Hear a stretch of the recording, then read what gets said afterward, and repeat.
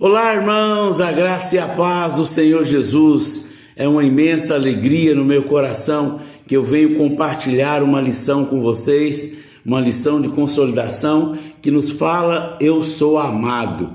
E eu creio que Deus vai falar ao seu coração. Que essa lição faça com que você seja firmado na verdade, a verdade que é Cristo. Então eu quero compartilhá-la com você. Mas antes disso eu queria orar para que o Espírito Santo que habita em nós venha falar no seu coração, amém? Vamos orar? Pai, em nome de Jesus, eu estou aqui por causa do Senhor e eu quero compartilhar a palavra de Deus no coração dos meus irmãos, para que eles saibam, para que eles tenham entendimento, para que eles tenham revelação de quanto são amados no Senhor. Nessa hora eu quero declarar isso em nome de Jesus. Amém, irmãos? Então essa lição de hoje fala: eu sou amado. Preste atenção, todas as coisas nesse mundo nos atacam a verdade de que somos amados filhos de Deus. Seja a mídia, seja de forma desonrosa, como as pessoas tratam umas às outras, tudo nos leva a sentir que nós não somos importantes e nem amados. Tudo nos empurra para ser mais um rosto na multidão, mais um número de identidade. A verdade, porém, é que o Pai nos conhece pelo nome e Ele nos ama. Ele sabe quantos fios de cabelo há na nossa cabeça, porque Ele nos ama. Jesus venceu a acusação dos filisteus e a traição dos homens, porque Ele sabia que era amado. Quando nós presumimos que não somos amados, pensamos que as nossas falhas mudam o amor de Deus por nós. Sempre que isso acontece, a nossa fé se torna mais fraca. Não devemos permitir que as circunstâncias definam o amor de Deus por nós. No meio da tribulação, você é amado. Não permita que algum comportamento negativo ou resultado ruim defina que você é amado. Você é amado de Deus. Diga: eu creio que eu sou amado de Deus. Quando nós agimos corretamente, não é difícil crer que nós somos amados. Mas o teste da fé é crer no amor de Deus quando nós falhamos. A verdade, porém, é que o amor de Deus permanece inalterado. Se você declarar em fé que você é amado de Deus, nesse momento, você se encherá de tal poder que a tentação vai perder completamente a força sobre você. Não sabemos quantas vezes o Pai declarou que Jesus era o Filho amado, no qual ele tinha prazer. Está registrado que ele falou no dia do batismo e no relato da transfiguração. Lá em Mateus capítulo 3, versos 16 e 17, diz assim: batizando Jesus, logo que ele saiu das águas, eis que abriram os céus, e viu o Espírito de Deus descendo como pomba, vindo sobre ele. E eis que uma voz do céu dizia: este é meu Filho amado, em quem eu me comprazo. No dia do batismo, o céu se abriu para Jesus. Precisamos ter clareza para ele, se abriu-se unicamente uma vez para ele. Se traz Jesus para a sua vida, então o céu se abre para você. Se você traz Jesus para o seu casamento, o céu se abre para o seu casamento. Se você traz Jesus para o seu negócio, o céu se abre sobre a sua empresa. O céu não está aberto para nós, somente para Jesus. Se estivermos nele e ele em nós, o céu estará aberto para nós. Até esse momento, Jesus não havia feito coisa alguma, nenhum milagre. Ele já era amado, assim como ele é. Nós somos amados não porque fizemos algo, mas unicamente porque nós somos filhos de Deus. Logo em seguida, o Senhor é levado ao deserto para ser tentado pelo diabo. Nesse ponto, o inimigo diz: se és filho de Deus, veja o que ele diz: transforme essas pedras em pães. Lá em Mateus capítulo 4, verso 3. Veja que ele não diz: se você é filho amado de Deus, manda. Ele omitiu a palavra amado. Sabe por quê? Porque quando nós entendemos que somos amados, a tentação perde completamente o poder. Quando pensamos que não somos amados por Deus, abrimos para o pecado. Muitos se aprofundam no pecado porque imaginam que uma vez que tenham caído no pecado, Deus já não ama eles mais e caem mais profundamente no erro. Mas se você tiver ousadia de declarar que os filhos, que como filho amado, estão sujos, então serão imediatamente levantados. Sabemos e cremos que somos amados. Uma coisa é saber que Deus nos ama. Outra coisa é crer que Ele de fato nos ama. Não é suficiente saber que somos amados. Precisamos crer. A mulher que pergunta aos seus maridos o tempo todo: você me ama? Porque eles querem que eles repitam. Elas não acreditam. A maioria dos pais ama os seus filhos a ponto de morrer por eles. Mas há filhos que simplesmente não acreditam que são amados. Se você não crê na verdade, ela não pode te ajudá-lo. A verdade é que o marido ama sua esposa, mas ela, se ela não crê, ainda continuará com um sentimento de rejeição e baixa estima. No fim, não é a verdade que nos liberta, mas é o conhecimento da verdade. Lá em João 8,32. Entretanto, depois de conhecê-la, precisamos responder. Lá em 1 João capítulo 1, verso 4 ao 16, diz assim: nisso conhecemos e cremos que o amor de Deus tem por nós. Deus é amor. Aquele que permanece no amor, permanece em Deus e Deus nele. Por isso é que João estava dizendo que nós temos conhecido e crido no amor de Deus por nós. Não basta conhecermos o amor, precisamos crer que nós somos amados. Lá em 1 João 4,17: nisso em nós é aperfeiçoado o amor, para que no dia do juízo mantenhamos confiança, pois segundo ele é, nós também somos nesse mundo. A expressão dia do juízo também poderá ser traduzida como dia da crise, quando vem o dia mau. Aquele que crê que é amado, ele permanece firme, ele sabe que é amado, por isso ele permanece sereno no meio da luta. Lembre-se hoje de que Deus não está lidando com você com base em quem você é, mas Ele julga com base no homem perfeito sentado à destra, ou seja, Jesus. Como Ele é, assim nós somos nesse mundo. Sua pergunta não deve ser: será que eu sou aceito por Deus? Será que eu estou agradando a Deus? A pergunta correta é: Cristo é aceito pelo Pai? Cristo está agradando ao Pai? Cristo nunca ficará debaixo de condenação. Como Ele é, nós somos nesse mundo. Lá em 1 João 4,18 diz assim: no amor não existe medo. Antes, o perfeito amor lança fora o medo. O medo produz por tormento. Logo, aquele que teme não é aperfeiçoado no amor. A palavra tormento aqui é medo da punição, da condenação. Se você tem medo do futuro, medo de não ter o suficiente, medo de perder alguém, medo de ficar enfermo, você não está firmado no amor, porque o verdadeiro amor lança fora o medo. Nosso amor, certamente, ele é imperfeito. Então, o amor perfeito não é o nosso, mas o amor de Deus por nós.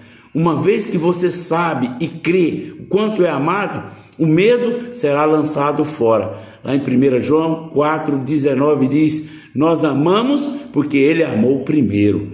Nós amamos porque fomos amados primeiro. O nosso amor, ele é apenas reflexo do conhecimento de que temos de quando somos amados. No passado, eu exortava as pessoas a amar a Deus. Dizia o motivo pelo qual viviam no pecado é porque não amavam a Deus. Mas somente exortá-las a amar a Deus apenas não leva de volta para a lei. As pessoas simplesmente não conseguem amar por si mesmas. Amar a Deus é o primeiro mandamento da lei. É apregoar a lei apenas coloca as pessoas debaixo de julgo, condenação. Muitos se sentem culpados e abandonam a igreja. Eles fazem isso não porque são rebeldes, mas porque são sinceros. Eles concluem que se realmente amasse a Deus, não cairia no pecado. Então, se não ama a Deus, a igreja não é o seu lugar. Eles não querem ser hipócritas. No entanto, quando nós removemos o véu que as impede de ver o amor de Deus, elas são conquistadas pelo Pai. Espontaneamente respondem o amado, amando a Ele. Declare que você é amado. Diga: eu sou amado. Em Apocalipse capítulo 2, verso 4, vemos uma repreensão aos irmãos da igreja de Efésios, porque eles tinham abandonado o primeiro amor. Sabe, durante muito tempo nós ensinamos que o primeiro amor era um amor inicial que temos para com o Senhor quando nós nos convertemos. Isso não está errado, mas o Senhor logo mostrou algo mais precioso. Lá em 1 João 4,19 diz que nós amamos apenas porque Ele nos amou primeiro. Então o primeiro amor não é meu, não é seu, mas o amor dele por nós. Abandonar o primeiro amor é esquecer o quanto somos amados pelo Pai. O ponto central é o amor de Deus por nós, não é o nosso amor por Ele. O nosso amor por Ele será apenas uma resposta ao amor que nós recebemos. Quando nós entendemos que somos amados, então nós o amamos. O contexto da última ceia, podemos tomar Pedro e João com dois tipos de crentes. Um representa aquele que se gloria no quanto amam a Deus. E João representa aqueles que gloriam o quanto são amados pelo Pai. O nome Pedro significa pedra. E nesse momento, nesse contexto, podemos dizer que ele representa a lei. Nós nos gloriamos no quanto amamos a Deus. Pensamos que cumprimos o primeiro mandamento. Mas nós, quando conhecemos a graça, somos conquistados para amá-lo. No dia da luta, o que nos sustenta não é o nosso amor por Ele, mas é saber que nós somos amados por Ele. Na última ceia, o Senhor disse que um deles o trairia. Pedro representa aqueles que apoiam o seu próprio esforço, e ele rapidamente disse: por ti darei a minha vida. Aqueles que se gloriam no quanto amam a Deus, o Senhor, na verdade estão confiando na carne, estão condenados à queda. Somente aqueles que podem abrir os olhos para ver que aquilo que nos sustenta é o amor dele por nós. Lá em João capítulo 13, o verso 37 e 38 diz assim: replicou Pedro: Senhor, por que eu não posso seguir-te agora? Porque por ti darei a minha vida. Respondeu Jesus: darás a vida por mim? Em verdade vos digo que jamais cantará o galo antes que me negue 3 vezes. O apóstolo era discípulo de Jesus que amava. Ele se identificava no momento da última ceia. Não pense que o Senhor Jesus amava João mais que os demais. Ele amava todos igualmente. Então por que João se identificava como Jesus, como um discípulo a quem o Senhor amava? Simplesmente porque ele se sentia amado. O Senhor amava a todos, mas João sabia que era amado. João praticava o amor do Senhor. Precisamos continuamente um senso de que somos amados. No Evangelho de João, ele menciona 5 vezes que ele era amado pelo Senhor. Em cada uma dessas menções, nós podemos aprender tremendas verdades espirituais. João 13, 23 diz: ora, ali estava conchegado a Jesus um discípulo a quem ele amava. Pedro pede a João que pergunta quem era o traidor, porque ele mesmo não perguntou, simplesmente porque João era mais próximo, mais íntimo. No fim ele ficou sabendo quem era o traidor. Pedro, na verdade, percebia o seu relacionamento com o Senhor, que havia uma certa distância. A intimidade do Senhor é para aquele que se sente amado. Lá em João 19, 26, vendo Jesus sua mãe, junto a ela o discípulo amado, disse: mulher, eis aí o teu filho. Quando nós nos gloriamos no quanto somos amados, então o Senhor pode nos usar. Somente nessa posição podemos ser cooperadores do Senhor na sua obra. Aquele que confia no quanto amava o Senhor o negou 3 vezes, mas o que se gloriava o quanto era amado ficou firme até o final, no pé da cruz. Lá em João capítulo 20, verso 2, então correu e foi ter com Simão Pedro, e o outro discípulo a quem Jesus amava disse: Tiraram do sepulcro o Senhor, não sabemos onde o puseram. Na vida cristã, aqueles que confiam no seu próprio amor podem correr, mas aqueles que sabem e creem que são amados correm mais rápido. Ele não apenas correu mais rápido, mas creu mais rápido na ressurreição do Senhor. Podemos dizer que o segredo do vencedor é provar continuamente do amor do Pai. Lá em João, capítulo 21, verso 7, aquele discípulo a quem Jesus amava disse a Pedro: "E o Senhor, é o Senhor." Simão Pedro, ouvindo que era o Senhor, cingiu-se com uma veste, porque havia se despido, e lançou-se no mar. João 21, 7. Aquele que sabe que é amado possui uma sensibilidade espiritual maior. Os outros discípulos estavam olhando, apenas João reconheceu que era o Senhor Jesus. Lá em João capítulo 21, do verso 20 ao 22, diz assim: então Pedro, voltando-se, viu que também ia seguindo o discípulo a quem Jesus amava, o qual na ceia reclinara o peito sobre Jesus e perguntava: Senhor, quem é o traidor? Vendo-o, pois, Pedro perguntou a Jesus: e quanto a este? Respondeu-lhe: se eu quero que ele permaneça até que eu venha, que te importa? Quanto a ti, segue-me. A queda é a disciplina para os que confiam na carne, mas para aqueles que confiam que é amado, o Senhor promete que ele permanecerá até que ele venha. Qual dos dois você acha que enfrentou a melhor crise? São dois estilos de vida, dois tipos de crente. No fim, João estava aos pés da cruz e Pedro negou Jesus praguejando. Com qual deles você se identifica? Nós confiamos no nosso próprio amor pelo Senhor, mas descansamos no amor dele por nós. O nosso próprio amor é lei, mas o amor dele por nós é graça. Lembre-se que a diferença entre lei e graça: a lei condena o melhor de nós, mas a graça perdoa o pior de nós. A lei é a exigência de Deus, mas a graça é o suprimento. Coisas boas acontecem com aqueles que sabem e creem que são amados do Pai. A sua autoestima está num terreno inabalável, pois não depende da sua posição, classe social, profissão, nome. Nunca se glorie no seu amor pelo Senhor, mas se glorie no quanto Ele te ama. Não coma o cordeiro cru. No Velho Testamento, o povo ia oferecer uma oferta pacífica, normalmente era um cordeiro. Desse cordeiro era separado o peito e a coxa, eram assados e dados ao sacerdote. O peito era movido diante do Senhor e simbolizava o amor de Cristo. Lá em João 13, 23, 25, diz que o discípulo amado estava reclinado sobre o peito de Jesus. A coxa é a parte mais forte, representa o poder de Cristo. Ela deveria ser alçada diante de Deus. Quando nós temos uma oferta movida e outra levantada, nós temos a imagem da cruz.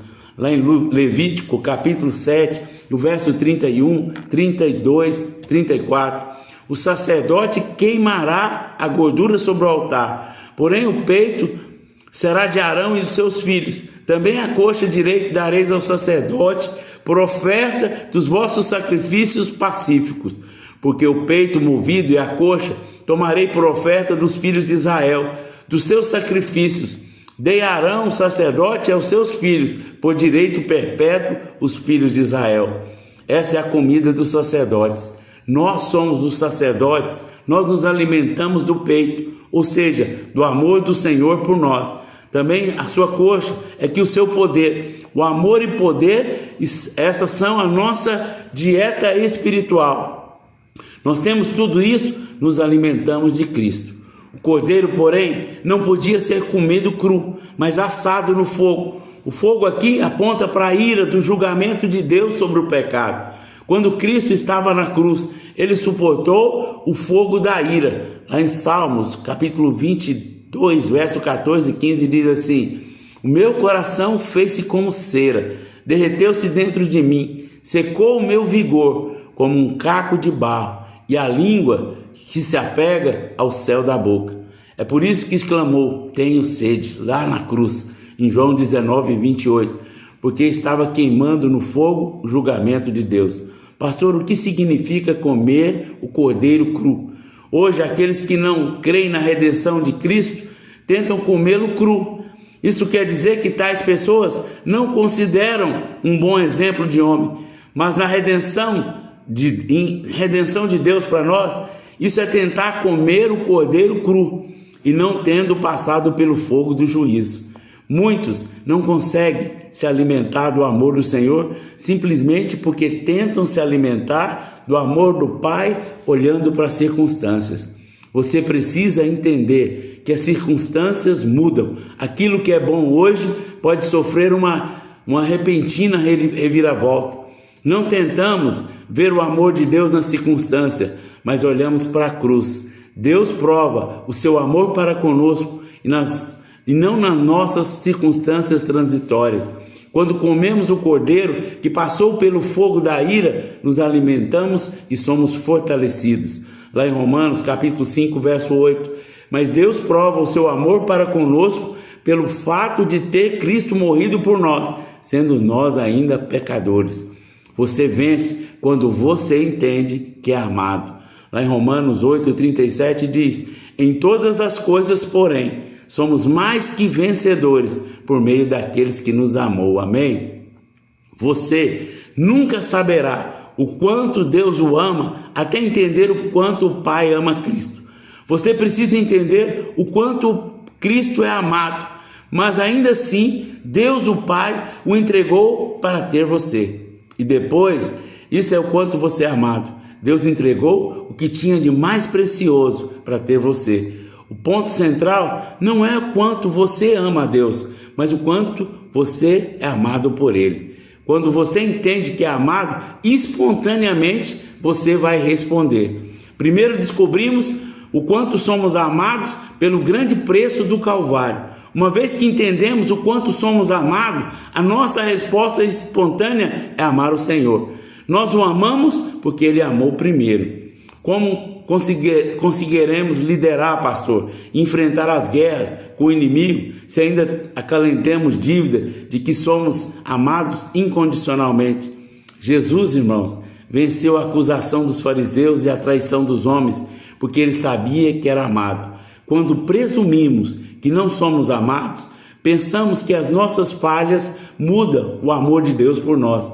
Sempre que isso acontece, a nossa fé se torna mais fraca. Não devemos permitir que as circunstâncias definam o amor de Deus por nós. Mesmo no meio da tribulação, você é amado. Não permita que alguma performance negativa ou resultado ruim defina quem é você. Você é amado de Deus. Quando agimos corretamente, não é difícil crer que somos amados. Mas o teste de fé é crer no amor de Deus quando nós falhamos. A verdade, porém, é que o amor de Deus permanece inalterado. Você deve declarar em fé que é amado de Deus nesses momentos. E você vai se encher do poder para vencer toda circunstância. Aleluia! Deus abençoe ricamente em nome de Jesus. Qualquer dúvida, eu estou à disposição dos irmãos. Amém?